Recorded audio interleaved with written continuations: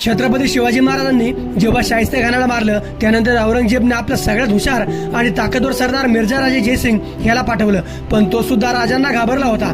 मिर्झा राजा म्हणतो शिवाजी राजा मोठा शूर, हुन्नरवंत, मर्दाना अंगाचा, हुशार राजा. त्याने अफजल खान फाडला, शाहिस्ते खानाच्या डेऱ्यात घुसून मारामारी केली आणि त्याला पण मारला.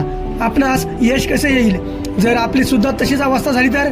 आपल्या सोबत पण शिवाजी राजा दगा करून आपल्याला मारू शकतो. म्हणून मिर्झा राजा चिंतेत पडला होता. तेव्हा काही ब्राह्मणांनी मिर्झा राजाला सांगितलं की 33 कोटी देवांच्या विधी करावे लागतील, हे विधी केले म्हणजे तुला यश येईल. मग 400 ब्राह्मण त्याने विधीसाठी बसवले. हा विधी 3 महिनेपर्यंत चालू होता. या विधीसाठी मिर्झा राजांनी 2 कोटी रुपये खर्च केले. विधी सफल झाल्यावर त्यांनी त्या ब्राह्मणांना मोठे दान धर्म करून ते स्वराज्याच्या दिशेने निघाले. 80,000 फौज घेऊन मिर्झा राजा स्वराज्यावर चालून आला. स्वराज्यावर हे काळे संकट मिर्झा राजाच्या रूपात आलं होतं. सगळं स्वराज्य चिंतेत होतं. स्वराज्य अगदी पेचात अडकून पडलं होतं.